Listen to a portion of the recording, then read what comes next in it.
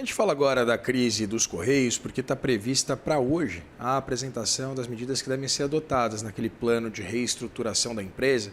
A diretoria executiva da estatal vai dar os detalhes numa coletiva de imprensa que acontece daqui a pouquinho, às 11 horas da manhã. Durante o pronunciamento feito, o presidente da companhia, o Emanuel Rondon, vai detalhar as medidas que são prioridade para a empresa nesse momento. O objetivo das ações é garantir a sustentabilidade financeira, modernizar a operação e ampliar a competitividade da estatal. Entre as ações iniciadas no último trimestre está a assinatura de um empréstimo de 12 bilhões de reais. O valor é considerado decisivo para a estabilização dos negócios, das finanças, das contas dos Correios. E é sobre esse assunto que a gente vai conversar agora, a gente vai destrinchar esse assunto com Murilo Viana, especialista em contas públicas, para repercutir o fato de os Correios terem fechado esse empréstimo com 5 bancos, incluindo a Caixa Econômica Federal e o Banco do Brasil, com o objetivo de gerar exatamente esse financiamento para capital, giro, investimentos estratégicos. Queria entender, Murilo, quais são os riscos agora? A gente tem esses contratos com os 5 principais bancos do país, né? Itaú, Bradesco, Santander, Banco do Brasil e Caixa Econômica Federal. Quais são os riscos para essas instituições financeiras e, evidentemente, também para o Tesouro Nacional? Seja muito bem-vindo e bom dia. Primeiramente, muito obrigado pelo convite. É sempre um prazer estar aqui com vocês. E agora também fazendo a ponte entre o Natal e o Ano Novo, a discussão sobre o Correios. Para os bancos que estão participando desse empréstimo, o risco, na verdade, é um risco soberano, uma vez que se tratam de empréstimo com a garantia do Tesouro Nacional. Então, na verdade, o risco é para o Tesouro, o risco é para a sociedade do ponto de vista do endividamento público, do ponto de vista das contas públicas em si. O empréstimo é tido com bastante receio por parte de nós, especialistas em contas públicas, especialmente ali também quando a gente olha para as contas dos Correios, porque o Correio já vem apresentando um déficit, um problema estrutural grave e agudizando as contas no vermelho também ao longo dos últimos meses. E quando a gente fala de empréstimo, a gente está falando de empréstimo que, mesmo com a garantia da União, tem ali uma taxa de juros bastante expressiva. Nós estamos com a Selic de 15%, então o empréstimo concedido tem uma taxa acima da taxa Selic, que, grosso modo, é semelhante ao CDI. E isso significa, obviamente, para uma empresa que precisa de injeção de capital e de reestruturação profunda das condições de operação, do modo de funcionamento, inclusive pelas novas tecnologias, algo bastante desafiador e, portanto, representa um grande risco para as contas públicas, para a dívida pública como se. Né, Murilo, a gente tem essa característica bastante significativa da estatal, o monopólio do serviço postal brasileiro, mas um incremento do ponto de vista de concorrência, com ingresso de players muito bem estruturados, com negócios muito capilarizados. E exatamente por esse cenário de concorrência, eu queria entender qual é a capacidade de os Correios, de fato, gerarem caixa, né, se reestruturarem como enseja a estatal, dado esse cenário de concorrência crescente e, evidentemente, uma dependência menor dos serviços postais. O Correios, na verdade, ele tem um braço de monopólio, um braço ali dos serviços postais, monopólio previsto na Constituição, mas cada vez mais esse braço vem perdendo relevância não só no Brasil, como no mundo, devido ao avanço da tecnologia. Então, a tecnologia acabou destruindo ali a necessidade, em grande parte, desse mercado. E num país continental como o Brasil, manter esses serviços embutem custos bastante significativos e uma necessidade de revisão da frequência de entrega de determinadas cartas, da manutenção de estruturas que eram demandadas anos ou até mesmo décadas atrás e cada vez mais é menos demandado.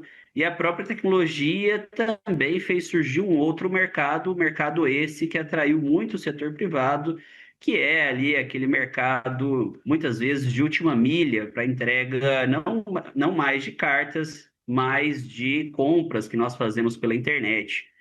E justamente no mercado em que a compra pela internet aumenta e vem ganhando mais relevância, até mesmo para os varejistas, para os grandes players que comercializam nas diversas plataformas, uma grande eficiência na entrega de última milha, muitas vezes até no mesmo dia, se torna fundamental para sustentar toda uma cadeia de negócio.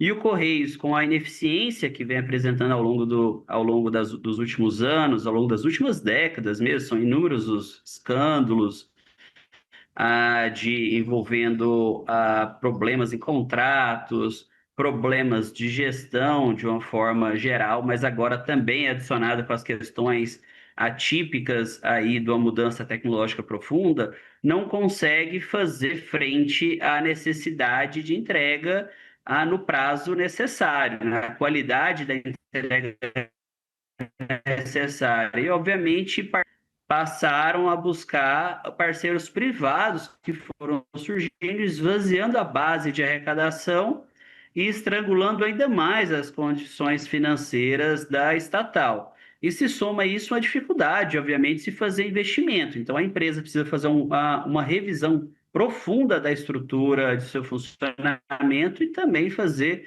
investimentos significativos. Só com um balanço bastante negativo, isso se torna praticamente impossível de ser realizado sem um aporte de recurso. E aí fica o questionamento, porque empréstimo significa serviço de juros, necessidade de pagar principal, diferentemente de um aporte de recursos, seja ela via privatização ou parcerias com o setor privado. Pois é, a gente tem visto, inclusive, né, Murilo, uma série de lideranças, acho que inclusive o próprio presidente Lula, afastando a possibilidade de avançar na discussão, por exemplo, de uma privatização dos Correios. E os principais críticos a um processo de privatização argumentavam, inclusive, que os Correios não necessariamente deveriam entrar no rol de empresas privatizáveis ou desestatizáveis, porque elas não seriam estatais dependentes. A gente pode dizer que com essa garantia do Tesouro, essa classificação ela poderia até ser discutida ou rediscutida?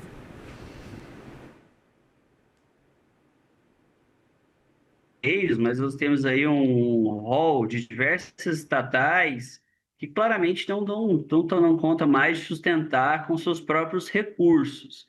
E aí é uma classificação prevista na Lei de Responsabilidade Fiscal, que deve ser acompanhado pelo Tribunal de Contas da União, e obviamente isso traz riscos para o governo, riscos diversos. Quando a gente olha para o Correios vem acumulando prejuízo atrás de prejuízo, não tem recurso para fazer frente às despesas de pessoal, e também a empresa vem numa trajetória de custo crescente e ainda com a trajetória de receita cadente numa velocidade bastante expressiva. Então, não precisa ali, em tese, fazer uma avaliação tão aprofundada para ver que a empresa não consegue se sustentar de condições próprias.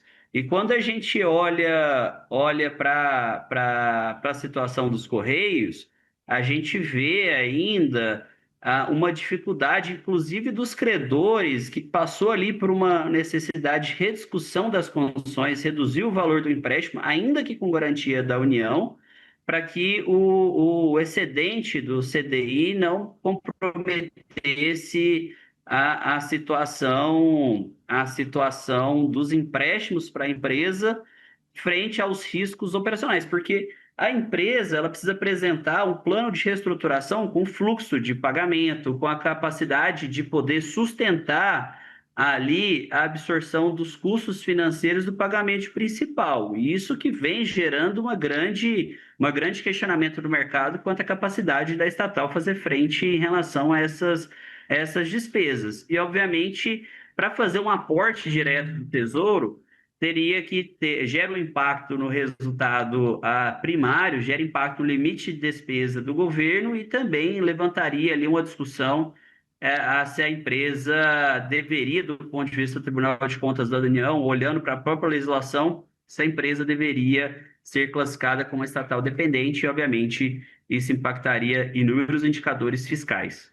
Pois é, e inclusive incrementaria essas discussões. A gente conversou aqui com o Murilo Viana, especialista em contas públicas. Murilo, muito obrigado pela disponibilidade de conversar com a gente. Se a gente não se encontrar nos próximos dias, já te desejo também um grande 2026, meu amigo.